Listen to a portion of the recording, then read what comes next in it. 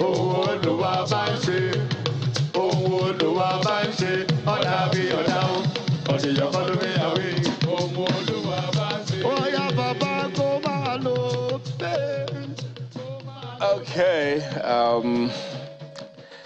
we're going to close with this.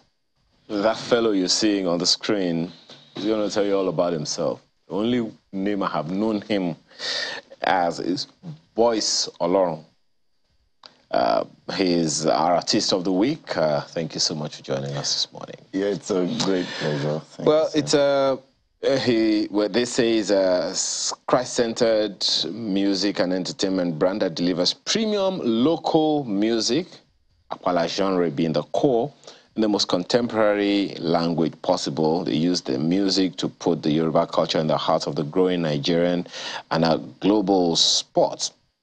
Okay, you have been exposed here.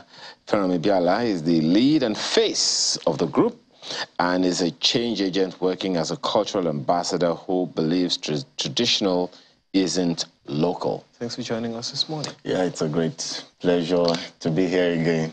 Again? Oh, yeah. And today, not playing music, just talking. I hope you don't break into a song, anytime now, because I know it's not impossible. Anyway, tell us about the group, Boys Olorun. You featured on this station as well, during our December show. Tell us about the group. What inspired it? What necessitated it? This whole thing started in 2007, right? So about that time, I just wanted to do something different in the music space. I'm being a church boy. There was a dimension.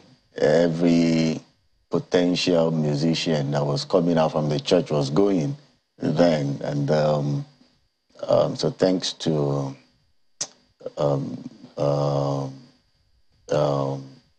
Anaji Musiliu, Babangani Agba's son, who came back with the So You Think, and so he made Apala music. He made it come back to us, and then it was beautiful how the young, the youth, the children, the elderly, everybody just accepted the way he brought it back. So I saw an opening to do something in the gospel way, So I just, brought in your own element to it. Yeah, my stuff into it, and then I think you have only just exposed yourself. You've just happened to like Apala yourself. I like music. Okay. I like the Yoruba music. I like the rich Yoruba music. I like the percussion. I like it. I had a friend when I was in the university. He would, whenever he hears the gong or the shekere or the omili or the bata, the guy would say, Eje. like it's in the blood. So it's who we are. We are Africans. We are groovy people. Our music is so when I mean, like, you're a Yoruba man. When you hear the percussion, something happens to you. I mean, it's calling forth something from... What's interesting in what you just said now is the percussions is no longer limited to Nigeria. No longer limited to Yoruba culture, not limited to Nigeria. There's a genre of music, in the Oscars. It's called world music. And world music is largely percussion-driven music from all parts of the world. Could be Asian, could be European, but so long as it has that rich cultural dimension to it, it definitely always catches on. What's been the experience and acceptance been for you over the years? Okay, so very interesting. Sometimes when you get to see the unbelievable class of people or classes of people that are so enthusiastic about your music, about my music. So it's I love the acceptance, I would tell you. Though at the earlier stage, you know, I was always thinking I had the language barrier. Until really? Because Apala is Largely Yoruba. Largely Yoruba, you know, and you know, for most of the times, it sits well with the Yoruba language. We try to bring in some other stuff, but it sits so well. But when you're not going to even realize that when you want to sing, use the English language, for instance, in it, then it now becomes comic. That is the angle that of my next question, because it would seem like it's not just music, it's music comedy. Yeah. Is that something was that deliberate? Yes. That even in the, if not just in the mixture of you know, hybrid of Yoruba and other languages that you put in, but the fact that even in the selection or choice of words in your lyrics, there's comedy in it. Is it deliberate? Yeah, very deliberate. Very deliberate. You see, comedy, I mean, thanks to the class of the Alibabas and Bengadenyikas, you know, who built an industry around the comedy. And then comedy is now, you know, finding its way into everything, almost everything. People want to laugh. And whatever makes people laugh just gets people's attention. So, so it was deliberate to infuse comedy into what we do. And then we just now use comedy that actually centers around, you know, our upbringing. You know, we grew up in a very funny town. Okay. That's Ibadan. Tell us about that. So, and don't be afraid to use your language if necessary. I may have to. You know, Ibadan is comic. Oh, really? Why? Yeah, Ibadan people, we are funny. We are very funny. Like, for instance, the way we respond to things, we're just so funny. Well, I wouldn't want to say Ibadan people can so abuse. Okay. Yeah, but funny things happen. They know how to describe. They know how to describe. You know, so like Ibadan can tell you, and then you now be like, nakukuke means like when you hold your... You raise a fist. You raise a fist, and then you now want to imagine raising a fist and then looking at the person head, the way he sits on the neck, and you'll be like, I mean, what kind of comparison could this be? You know, and then we are very mounted. You know, like a very popular means of transportation in Ibadan is you know, this very small car like this. And these drivers are, you know, they are just in their own world. You know, these are people who would indicate where they are turning into. Now you can see it, but they will still put that hand and then still like, and then they will now be telling you, like, you know, in the meaning, you hope you can see my hand, that I'm waving, that I'm already indicating, you know, with my But there is an indicator in the car. No, they have to do that. Oh, really? Yeah, it's just complimentary.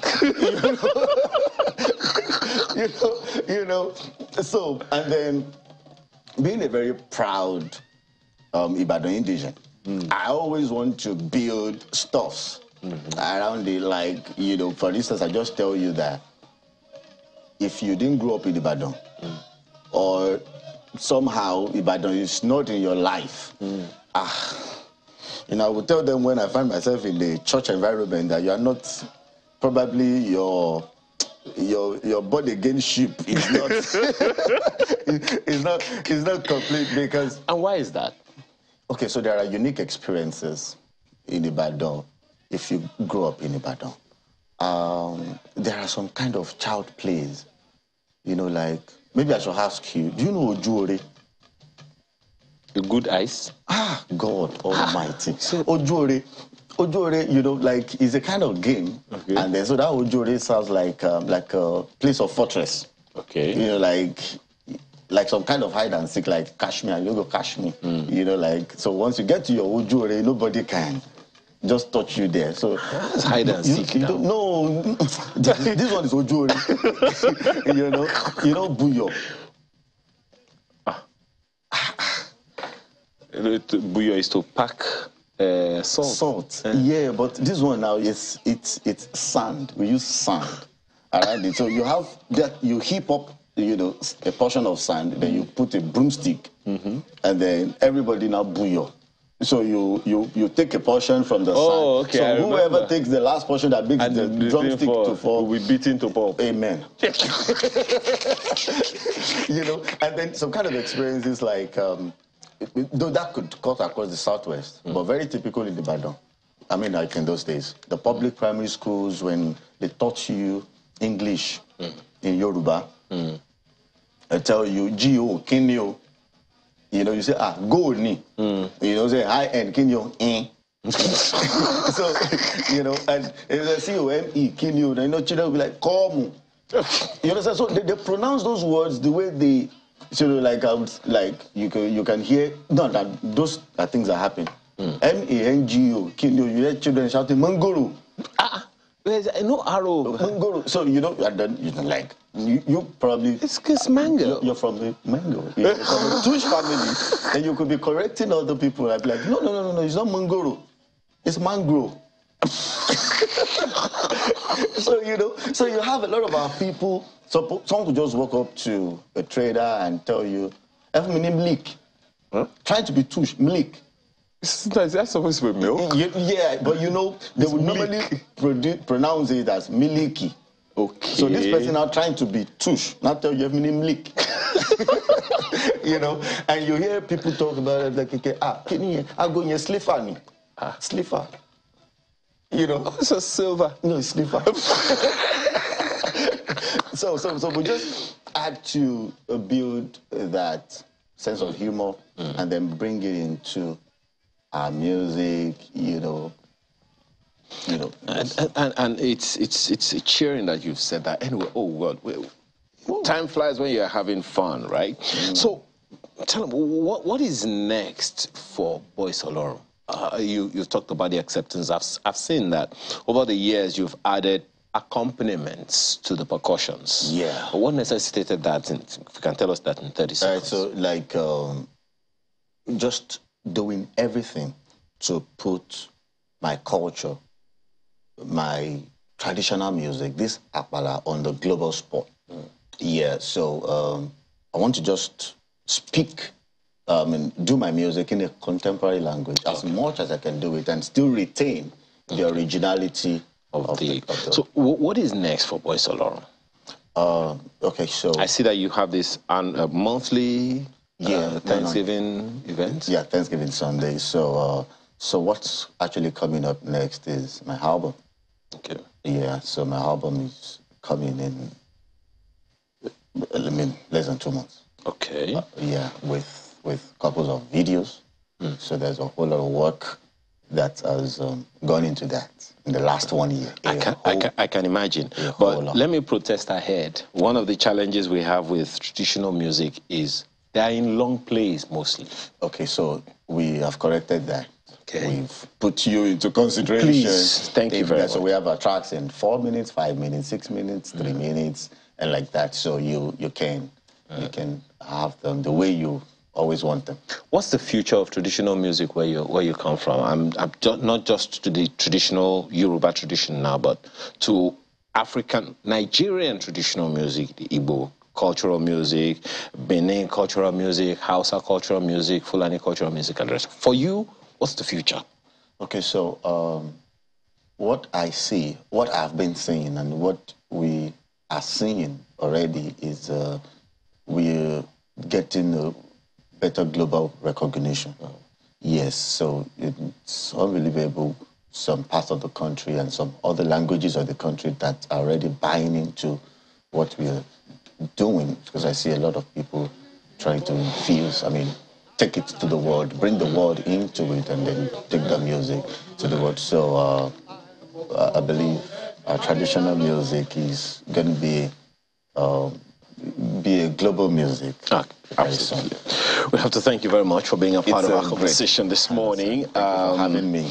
Yes, and Boys Olorun, our Artist of the Week, brings our program today to a close. Hope we can take some of that song before we go. Until then, and until next week, when I hope to have my co-host here with me, Fermi Biala brings our program to an end today. I'm Ayo Makinde. Have a wonderful rest of your weekend, and bye for now.